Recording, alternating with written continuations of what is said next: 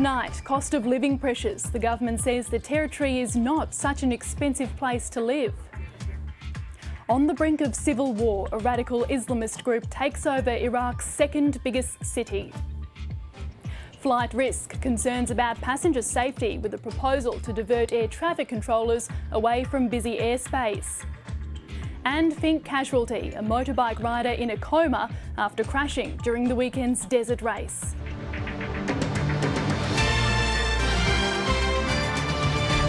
Good evening, Melanie Arnost with ABC News. The Northern Territory government says a new report shows Darwin has the lowest cost of living of any capital in Australia. It comes as the government plans to increase the budget for the Chief Minister's department by $33 million. It's not famous for its cheap lifestyle, but during today's Estimates Committee hearings, the Chief Minister produced a report that's found Darwin has the lowest cost of living of any of the nation's capital cities. I think this data injects some necessary perspective in this argument. The report, undertaken by a company called Mercer, says utilities are 25% cheaper in Darwin than Sydney, and Darwin rents are half that of equivalent Sydney suburbs. I think you're going to have a pretty tough sell job convincing Territorians that the cost of living here isn't a problem. If the cost of living is going down, the cost of running the Chief Minister's department is going up, with the government budgeting an extra $33 million next financial year and employing more than 70 extra staff. We have had additional expenses such as the blowout in the Leader of the Opposition's budget, particularly on alcohol and partying and that sort of thing. The Department of Chief Minister gets an extra $33 million for you to have a good time, for your mates to have a good time, while Territorians are struggling under a doubling of the cost of living. The Chief Minister says the $33 million is for new portfolios such as Asian engagement and trade and promoting the development of North Australia. And with the federal government looking for a rapid study of potential dam sites, the Territory's Chief Minister has refused to rule out the possibility of the Daly River being dammed. I don't rule anything in or out. I'm not taking a populist approach. The Chief Minister's approach to developing Darwin's rural areas is what's bothering the Territory's independent MLA. Jerry Wood says there's been no consultation over plans for Holtz. Mr Putin would sometimes be very pleased with your way of doing things. We're taking over Crimea. Okay. Well, that's not a very nice comment. Well, The Northern Territory's Auditor-General also appeared before the Estimates Committee hearings. The Territory government has asked his office to investigate several surveys distributed by the opposition, saying it's concerned the surveys are misleading the public. Ruby Jones, ABC News.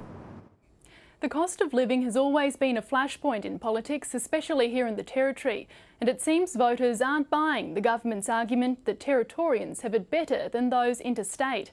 Jessie Dorset explains. These are the reports that the government is staking its claim on, both by international consultants Mercer. This one here, with the most up-to-date information, was commissioned by the Territory government. It shows that Darwin has the cheapest sports and leisure, clothing and footwear, and utility costs, but it also has the most expensive groceries. Overall, Darwin and Canberra are the cheapest mainland capitals to live in, at least according to these stats. So we put the findings to Territorians here in Darwin. Total bullshit, mate. This will be the most expensive city in Australia. It's not cheaper than other cities. I guess I've just recently relocated from Sydney, and before that I was in Brisbane, so the rental market is extremely expensive. It's cheaper. I don't think that is the case, no. I'm a Sparky, so I guess I'm seen to be one of the people that earn more money in town, but no, I'm still struggling very much, so yeah. I have 7 kids, so yeah, food's expensive. Housing is very expensive, you can see on the market. Living, rent, electricity, everything. Everything. So it appears that the voters who we spoke to are sceptical about the findings. There appears to be a disconnect between the stats and reality, imagined or otherwise. Nevertheless, it'll make the cost of living a tough sell for the government. An elder challenging Commonwealth plans to build a nuclear waste dump on Indigenous land at Muckaty Station has told the federal court a key clan member didn't want waste there. The defence had argued Elder Kumanjai Sambo had agreed with the development at Muckaty, but witnesses say he still didn't want his country used to store dangerous material. 3 elders connected to the Millway people all told the court they were worried a nuclear waste dump would contaminate their country and destroy cultural food that grows there. Their clan is currently challenging a decision over who has the right to decide what happens on the chosen site at Muckaty Station, north of Tennant Creek, after the Commonwealth determined it was the responsibility of the Napa people. Elder Michael Williams told the court in the Dreamtime a great snake travelled a long distance, carving creeks, swamps and hills in the land, which meant people from far away had a connection to Muckaty. Mr Williams told the court deceased Millway elder Mr Sambo, who the Northern Land Council says approved of the development, actually opposed it and had told him he didn't want waste dumped on the land because it provided important bush tucker. Earlier, Elder Pamela Brown told the court Mr Sambo had approved using a haulage road for the dump, but said she also thought it would only be used for hospital waste, such as used gloves and gowns. She said the maps used to determine who the land belonged to had been confusing, and at first she didn't know nuclear waste would be stored on her land. Ms Brown said Muckaty was already cursed and the spirit of the land wouldn't let the waste be dumped there. A lot of our witnesses were concerned that they weren't told the full story about the proposal, and also they were confused about what the proposal actually was. The defence questioned Elder Glenys Brown about whether more than one clan should have a claim on the land, citing a communication tower her clan approved. She said the dump would be built on her clan's land and they should decide. The case continues. Robert Herrick, ABC News, Tennant Creek. Tony Abbott has again defended his approach to climate change, saying he won't do anything that will clobber the economy. The Prime Minister has begun the first leg of his US visit, spruiking Australian business opportunities in a bid to boost trade. North America correspondent Lisa Miller reports from New York. On a foggy early morning in Central Park, a group of New York's finest had a gift for the Prime Minister. We better swap over, I think. A quick change of clothes and Tony Abbott's American visit was off and running. It was a morning of paying tribute to emergency workers. Were you fellas around on 9/11? I was. You were? At the 9/11 memorial, he laid a wreath and spent time looking at the names of the 10 Australians who died there. It's very fitting to be here at Ground Zero. This is an extraordinarily sombre place. But New Yorkers are resilient, and so is Wall Street. Tony Abbott kicked off the day's trading and plugged Australian business. We love Australia stuff. We love Australia also, sir. So you've got BHP. You cannot love jobs and hate the entities that create jobs. You cannot have a strong economy without strong and profitable private businesses. But it's climate change that continues to dog the Prime Minister as he comes under pressure ahead of meeting the US President.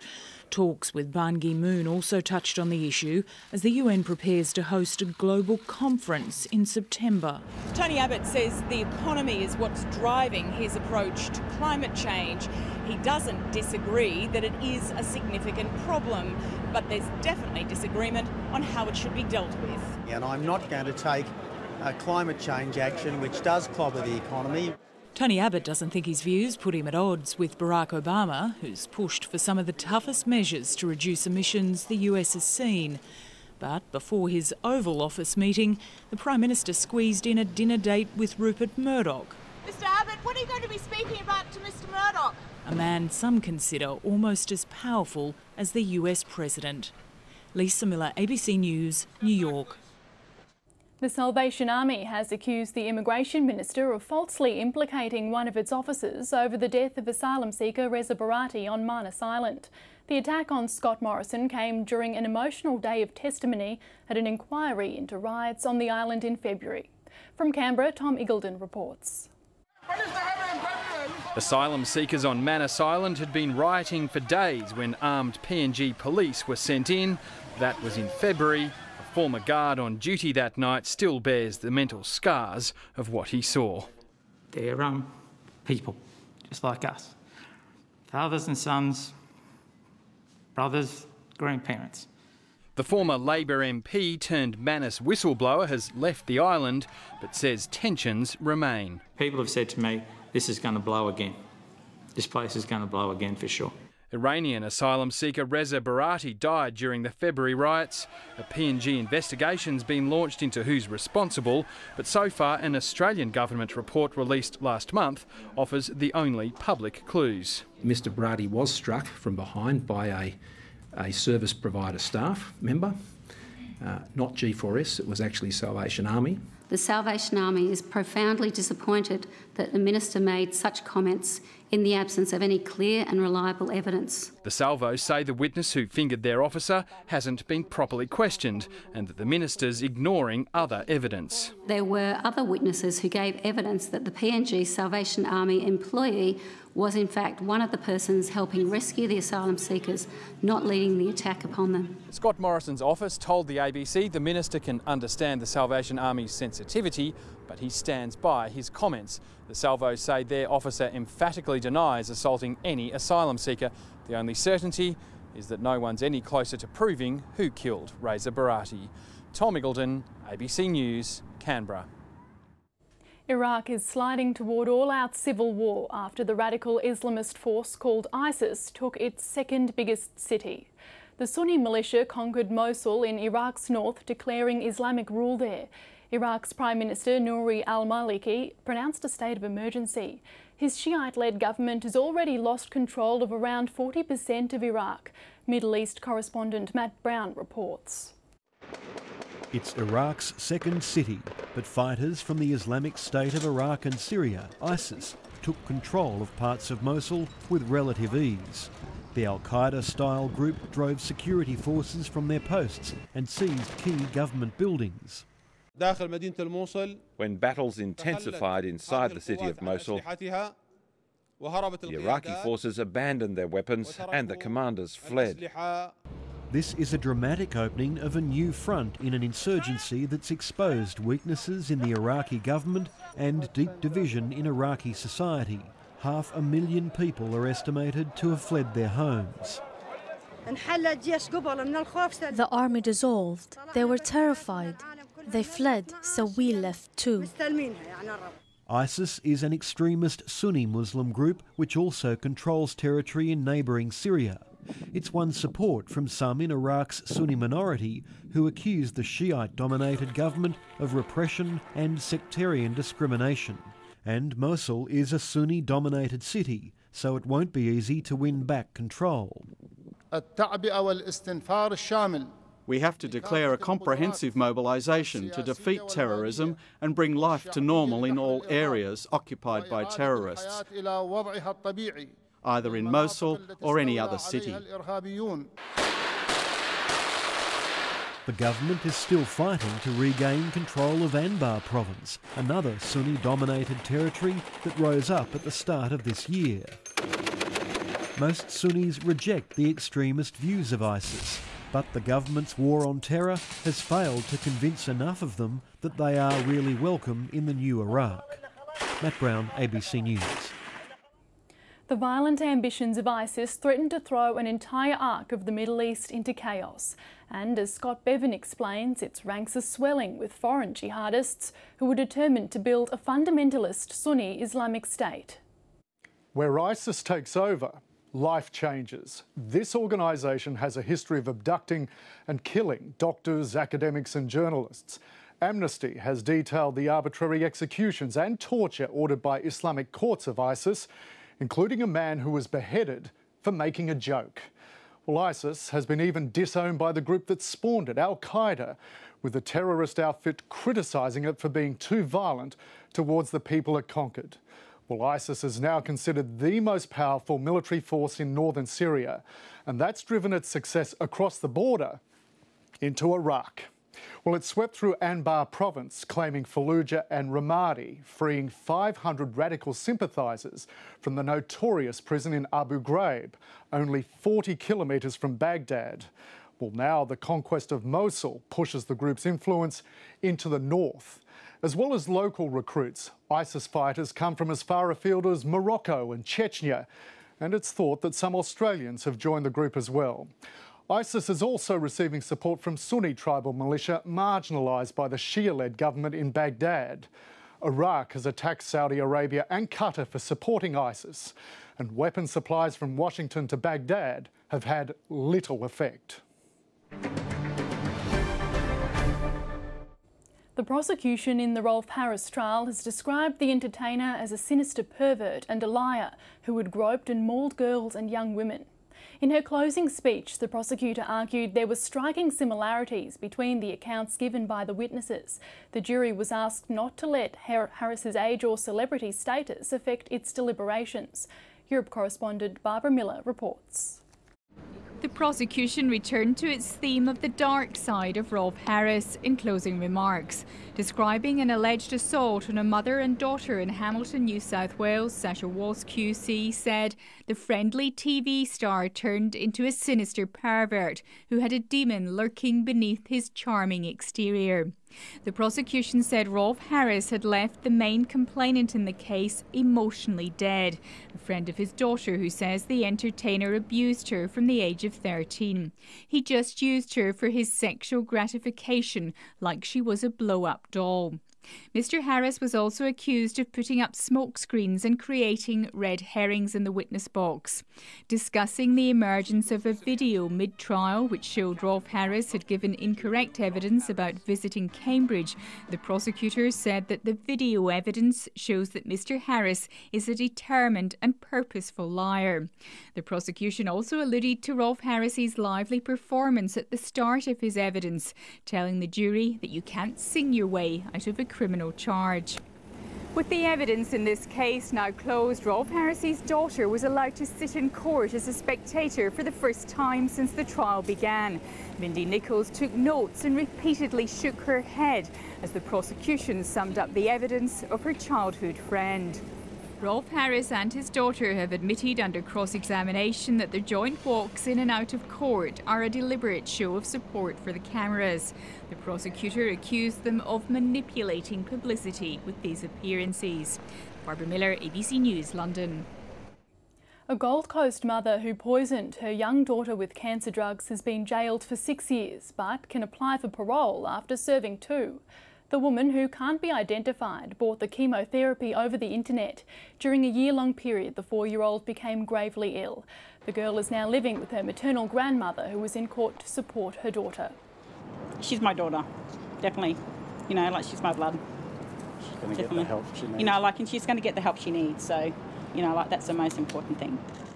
The court heard the woman sought attention through her daughter's illness, even setting up a Facebook page. In sentencing, the judge said the behaviour was an incomprehensible breach of trust. The ABC has learned of plans to consider removing controllers who are monitoring some of the nation's busiest airspace and shift them to Melbourne and Brisbane.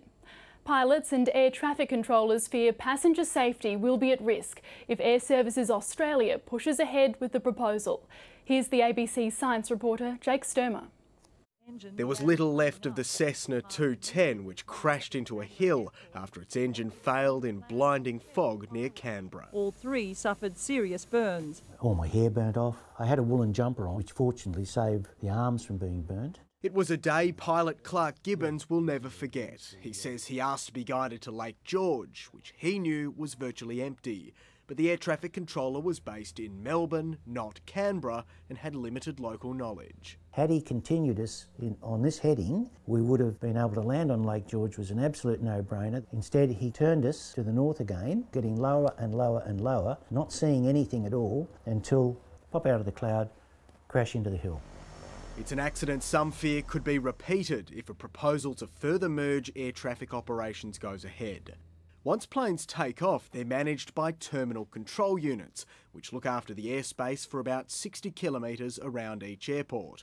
Air Services Australia is now looking at moving controllers from Sydney, Adelaide and Cairns to hubs in Melbourne and Brisbane. That's simply about cost cutting, and we shouldn't be cutting costs when it comes to aviation safety. Air Services made a similar push a decade ago, but its board rejected it because of the cost. Staff are deeply concerned about the current plan. In internal forum posts leaked to the ABC, they warn managers not to underestimate the benefits of local knowledge and say the idea is flawed. For now, it's business as usual at airports around the country. Air Services says no final decision has been made and safety is its top priority. Jake Sturmer, ABC News. To finance now, and consumer sentiment hasn't recovered from its post-budget slump, even though, as we heard yesterday, business confidence is rising. Here's Alan Kohler. Consumer confidence was basically flat in June and is now down about 9% year on year, so a big gap has now opened up between how businesses and individuals are feeling, which may have a bit to do with the fact that profits are rising but real wages are not. As we saw in the national accounts last week, the profit share of GDP is rising but the wages share is falling. And that's the backdrop to the impact of the budget last month, which is clearly negative. This graph from a recent Newspoll survey shows a clear difference between what those surveyed thought the impact of the budget would be on the economy and on themselves, and both are negative. At this stage, the fall in consumer confidence has not affected retail sales, but it usually does. Maybe the people being surveyed are saying one thing to the interviewers and then doing another, so confidence will rise to bring those lines together again rather than retail sales falling. But we'll see. The Australian dollar continued to slowly improve today, but didn't quite get to 94 US cents. It got as high as 93.9 and is currently at 93.8. The share market eased back a bit, led by BHP reacting to a combination of a small fall in the iron ore spot price and the rising Australian dollar. Today's prang was Downer EDI, not because of a profit confession, but because it lost a $360 million a year contract with BHP to do what's called pre-strip work on the land around the Goonyella coal mine in Queensland. Downer employs 427 people to do that work, and those jobs will go. As I mentioned, the spot iron ore price fell a bit today. Tapis oil fell quite a lot, but precious metals and copper went up. Not much action on global markets. Europe up again, Wall Street flat, Japan up, Hong Kong down. And that's finance. A casting call has gone out for Darwin locals to appear in a footy scene for the movie The Last Cab to Darwin this weekend. The movie was inspired by the controversial voluntary euthanasia laws in the Territory during the 90s. Michael Caton plays the main character. This is probably the biggest challenge I've ever had in my life because I'm just about in every scene. AFL commentator Brian Taylor has a cameo role. I got the opportunity to play me, which is hard because I'm pretty hard to get on with. So to do me well was an issue. People wanting to be in the movie's crowd shots need to be at Darwin's Marara Stadium by 4 o'clock on Saturday afternoon. A group of pushbike riders have commemorated an historic ride through Australia 100 years ago. Ted Ryko rode from Adelaide to Darwin in 28 days in 1914, setting an unbroken record. This group of riders have paid tribute to the feat by riding a much shorter distance from Tennant Creek to Darwin. Ted Ryko's granddaughter, Michelle Adler, recommissioned an old bike to replicate the one he used. We rode on the bitumen. He rode on a track. We can't imagine what strength of character he must have had, how hard it must have been. Dunlop paid him £50, a handsome sum in those days. A motorbike rider remains in a coma after injuring himself competing in the Finke Desert Race on the weekend. The man was one of 3 people evacuated to hospital in Adelaide during the event. Anthony Stewart reports. The Finke Desert Race is regarded as one of the toughest motorsport events in the country. Each year, hundreds of people are injured trying to conquer the red dirt track. Despite some serious crashes, the total number of injuries were down at this year's event. The track is the track. We have very little control over it. Certainly mid-race, there's very little we can do about it. But each year it changes. That's why times differ each year, and that's why perhaps injury numbers differ each year. The most serious incident wasn't captured on camera.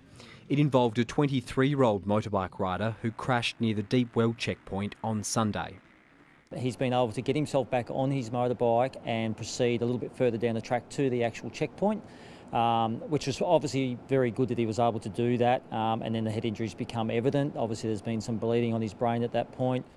The man's health rapidly deteriorated and he was evacuated from the track by helicopter.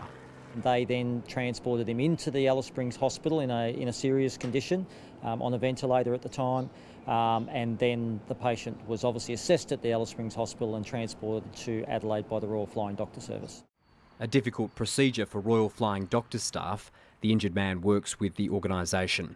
He remains in a serious condition in the Royal Adelaide Hospital. I've spoken to the parents of the injured rider this afternoon. He's in Adelaide, and we've offered whatever support that we can give them, and so we will maintain contact with the parents. Motorsports officials have launched an investigation into the cause of the accident. Anthony Stewart, ABC News, Alice Springs. Soccer's World Cup kicks off in just over 24 hours, but there's been plenty of action off the field as the sport's governing body prepares for its annual Congress. FIFA's president, Sepp Blatter, is under pressure, with several countries criticising his decision to run for a fifth term. Our reporter Ben Knight is in the Socceroos training base of Victoria. Well, in just a few hours from now, the FIFA Congress in Sao Paulo will get underway on what is really its first day of real business. And top of the agenda is its president, Sepp Blatter's decision to run for a fifth term as the head of that organisation. He has a lot of support from 5 of the 6 international confederations, including the Asian Confederation. That includes Australia, but not from the Europeans. And they are seriously annoyed at the way the scandal surrounding Qatar 2022 bid has unfolded, but they take particular issue with his defence against those claims of bribery and corruption, and saying that they're motivated by racism. This is Greg Dyke, the head of the English Football Association. I was deeply upset by those allegations yesterday of racism.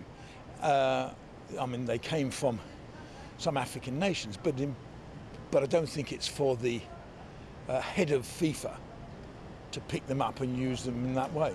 Well, the attention is gradually turning towards the actual game here in Victoria. The Socceroos had a rest day yesterday. Today they'll be back on the track for the last time here in Victoria before they leave for their first match against Chile in Cuiabá. And this is a town they've been in since May, so it's a place they've got to know a bit, but also a place where they've had an impact.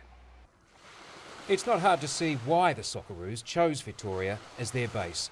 It's one of the wealthiest cities in Brazil and the capital of the state of Espírito Santo. But it's got a relaxed holiday town feel. And it's put on a big welcome for the Australians. We're very happy, not just me, but the whole city. You are very welcome.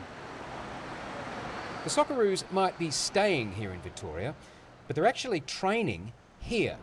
This is the Unimed Sicob Arena in the neighbouring city of Cariacica. It's just 20 minutes drive from the beaches of Victoria, but this is the poorest city in the state, and it had a stadium to match. Geraldo de Oliveira used to play here as a professional footballer. It was like a swamp. The facilities were so bad they were dangerous. We couldn't even have families coming here. Now he's the mayor of Cariacica, and he knew that to attract an international team, everything would have to be fixed. The hardest thing was getting the grass right. It was so full of holes, the ball used to jump around and hit you on the leg. So he pulled together the money for $1 million upgrade. This is now a legacy to Cariacica. Now we can hold the state championships, and school children can train here. The Australians passing through have left a mark in our history. But the welcome only goes so far. Ben Knight, ABC News, Cariacica. Time for the weather now, and tonight's viewer photo titled Baby Honey Eaters was sent in by Bev Stockwell. It was mostly sunny across the territory today. It was 30 degrees in Darwin, 31 in the rural area, 29 in Katherine, 31 in Jabiru, Nhulunbuy 28, 31 in Borroloola. Alice Springs hit 24 degrees, 27 in Tennant Creek and 21 in Uluru. Around Australia today, Brisbane 23, 20 in Sydney, it reached 13 in Hobart, 17 in Melbourne and Perth. On the satellite, a cloud band extends from Western Australia into South Australia and is affecting the southwest of the territory. A weakening ridge of high pressure over the southeast is directing an east to southeast flow across the territory. Interstate tomorrow, some rain in Brisbane, cloudy in Sydney, showers in Melbourne and Adelaide, cloudy in Perth. To our north, showers in Manila, storms in Singapore and Jakarta, cloudy in Dili. It should reach 30 degrees in Darwin tomorrow, 32 in Katherine and Jabiru, Borroloola 31, 19 in Alice Springs and Uluru, 27 in Tennant Creek. The afternoon high tide is at 9 minutes past 5, seas off Darwin to 1 metre. The sun will rise tomorrow at 4 minutes past 7, it'll set at 6:28. And looking ahead, cloudy in the south with possible light rain, mostly sunny in the north. And a reminder of our top story tonight. The Northern Territory government says a new report shows Darwin has the lowest cost of living of any capital city in Australia. And that's ABC News for this Wednesday night. Good night.